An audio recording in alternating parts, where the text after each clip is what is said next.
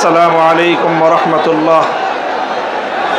الحمد لله رب العالمين والصلاة والسلام على سيد الأنبياء والمرسلين وعلى آله وأصحابه ومن تبعهم ودعا بدعوتهم إلى يوم الدين. أما بعد، أعوذ بالله من الشيطان الرجيم.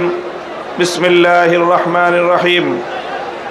ويا أهل الكتاب تعالوا إلى كلمة سواء بيننا وبينكم ألا نعبد إلا الله ولا نشرك به شيئا ولا يتخذ بعضنا بعضا أربابا من دون الله. صدق الله العظيم.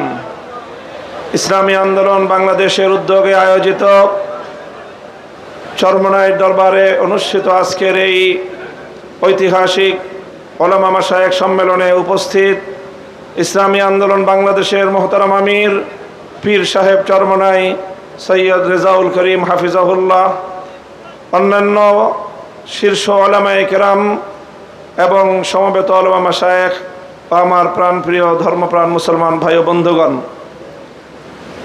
সংক্ষিপ্ত পরিসরে কয়েকটি কথা আজকের বাংলাদেশের বিশেষত জাতীয় রাজনৈতিক প্রেক্ষাপটে ওলামায়ে কেরামের সামনে এক ঐতিহাসিক সুযোগ এসেছে এবং সুযোগ আসার কারণে তাদের কাঁধে ঐতিহাসিক জিম্মাদারি এবং দায়িত্ব বর্তেছে। আমরা যদি আজকের এই প্রেক্ষাপটে আমাদের দায়িত্ব পালনে ব্যর্থ হই, ইতিহাস আমাদেরকে ক্ষমা করবে না। এই জন্য যাদের কাঁধে দায়িত্বের বোঝা, আমরা শুধুমাত্র একজন ব্যক্তি নই। যেমন ইতিপূর্বে অনেক ভাই বলেছেন, হযরত শাইখুল হাদিস আল্লামা আজিজুল হক রহমতুল্লাহ আলাইহির দায়িত্বের জোয়াল এখন আমার কাঁধে। হযরত পীর সাহেব মরহুম সৈয়দ ফজলুল করিম রহমতুল্লাহ আলাইহির দায়িত্বের বোঝা আমাদের বর্তমান হযরত পীর সাহেবের উপর। মুফতি ফজলুল হক আমিনী রহমতুল্লাহ আলাইহি সহ আকাবিরদের দায়িত্বের বোঝা আমাদের ভাই মাওলানা মুফতি সাখাওয়াত হোসেন রাজির কাঁধে।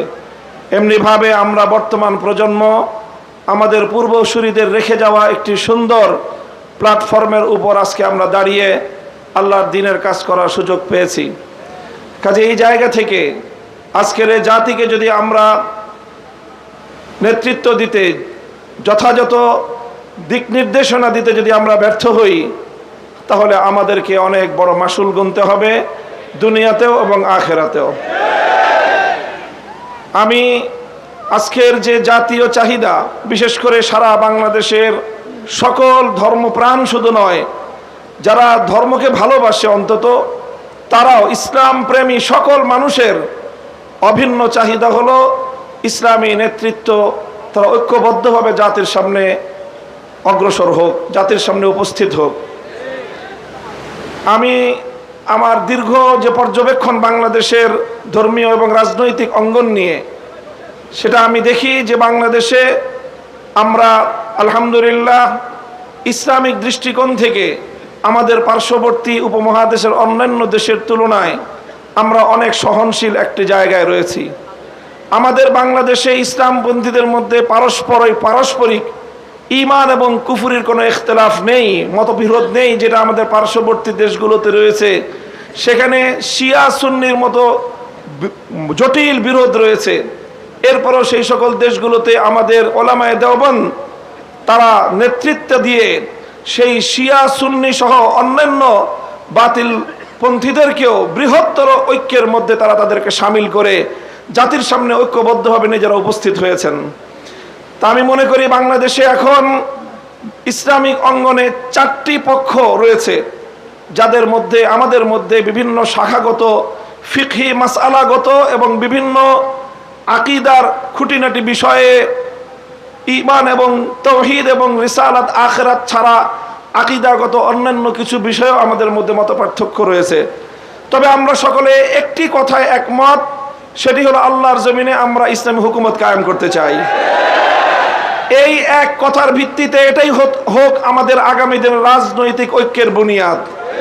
যারা যারা আল্লাহর জমিনে কোরআনী শাসন কায়েম করতে চায়, তারা আমরা আগামী দিনে একটি ব্যালট বাক্স নিয়ে জাতির সামনে আমরা এক মঞ্চে হাজির হব। আমি মনে করি বাংলাদেশে অনেকগুলো ইসলামিক মহল থাকলেও বাংলাদেশে ধর্মীয় এবং ইসলামী সেক্টরের কিয়াদত ওলামায়ে দেওবন্দের হাতে। এটার মধ্যে কোনো ধরনের দ্বিমত অথবা কোনো সংশয়ের কোনো অবকাশ নেই। বাংলাদেশে যদি 4 লক্ষ মসজিদ থাকে, 3.5 লক্ষ মসজিদের ইমামতের এবং মেম্বারের দায়িত্ব ওলামায়ে দেওবন্দের হাতে। কাজেই ধর্মীয় সকল অঙ্গনগুলোকে ঐক্যবদ্ধ করার ঐতিহাসিক দায়িত্ব ওলামায়ে দেওবন্দের কাঁধে। আর এ কথা অস্বীকার করার কোনো উপায় নেই। দেওবন্দি ওলামায়ে কেরামের সাথে সংশ্লিষ্ট যতগুলো রাজনৈতিক সংগঠন রয়েছে, তার মধ্যে সর্ববৃহৎ রাজনৈতিক সংগঠন ইসলামী আন্দোলন বাংলাদেশ। কাজেই সেই জায়গা থেকে ইসলামী আন্দোলন বাংলাদেশের দায়িত্ব সবচেয়ে বেশি। আলহামদুলিল্লাহ, আমি সাক্ষী দিচ্ছি লাখো জনতার এই মজমায় আমরা হযরত পীর সাহেব চরমনায় সৈয়দ রেজাউল করিম সাহেব হাফিজাহুল্লাহর মধ্যে সেই উদারতা এবং সেই আন্তরিকতা আমি প্রত্যক্ষ করেছি, আমি সাক্ষী দিচ্ছি। এজন্য আমরা আশাবাদী আগামী দিনে ইনশাআল্লাহ আমাদের ঐক্য প্রতিষ্ঠিত হবে। এই জন্য আমাদের যেই কথা আমরা একমত, সেটা হলো আগে আমাদের ওলামায়ে দেওবন্দের নেতৃত্বে যেই সকল রাজনৈতিক সংগঠনগুলো পরিচালিত হচ্ছে, আমরা আমাদের মধ্যে আমাদের ঐক্যকে আরো সংহত এবং মজবুত করব। ইতিমধ্যে আমির হেফাজত আল্লামা শাহ মুহিবুল্লাহ বাবুনগরী হাফিজাহুল্লাহর পক্ষ থেকেও আমাদেরকে সকল সংগঠনকে এই দাওয়াত দেওয়া হয়েছে। কাজে ইনশাআল্লাহ আমরা আশা করছি যে অদূর ভবিষ্যতে অনতিবিলম্বে আমাদের ঘরানার সবগুলো রাজনৈতিক সংগঠন আমরা সীসাডালা প্রাচীরের মতো ঐক্যবদ্ধ হব। এরপরে বাংলাদেশে অপর 3টি ইসলামী ধারাকেও রাজনীতির ক্ষেত্রে আল্লাহর জমিনে ইসলামী হুকুমত কায়েম করার জন্য তাদেরকেও আমরা তাদের কাছে দাওয়াত নিয়ে যাব ইনশাআল্লাহ। সেটা হলো, একদিকে বাংলাদেশে আরেকটি অঙ্গন রয়েছে আহলে হাদিস সম্প্রদায় হিসাবে বিশাল একটা সম্প্রদায় বাংলাদেশে রয়েছে। আমার যতদূর জানা, তারাও এই বিষয়ে বর্তমানে অতীতের যে কোনো সময়ের তুলনায় উদার দৃষ্টিভঙ্গি লালন করছেন। ডক্টর আসাদুল্লাহ গালিব এবং মৌলানা আব্দুর রাজ্জাক বিন ইউসুফের নেতৃত্বে আহলে হাদিস ভাইয়েরা তারা রাজনৈতিক অঙ্গনে ওলামায়ে উম্মতের সাথে ওলামায়ে দেওবন্দের সাথে ঐক্য করার জন্য তারা প্রস্তুত রয়েছেন। আমাদের আরেকটি অঙ্গন রয়েছে যাদেরকে আমরা সুন্নি বলে জেনে থাকি, সেই সুন্নি ভাইয়েরাও আমি আশা করি এবং আমার কাছে যতটুকু ধারণা, তারাও ঐক্যের জন্য প্রস্তুত রয়েছেন। তৃতীয় যে আরেকটি গ্রুপ রয়েছে জামায়াতে ইসলামী বাংলাদেশ, যারা দীর্ঘদিন ধরে রাজনৈতিক অঙ্গনে আল্লাহর জমিনে আল্লাহর আইন বাস্তবায়ন করার স্লোগান নিয়ে যারা কাজ করছেন, তাদেরকেও আমরা উদাত্ত আহ্বান জানাবো এবং তাদের কাছে আমরা দাওয়াত নিয়ে যাব। এইভাবে ওলামায়ে দেওবন্দ যদি ঐক্যবদ্ধ হয়ে আহলে হাদিস, সুন্নি, জামায়াতে ইসলামী সহ ঐক্যবদ্ধ হতে পারে, বাংলাদেশের উম্মতের ওলামায়ে কেরামের কাছে জিজ্ঞাসা করা ছাড়া কোন রাজনৈতিক সিদ্ধান্ত গ্রহণ করা যাবে না।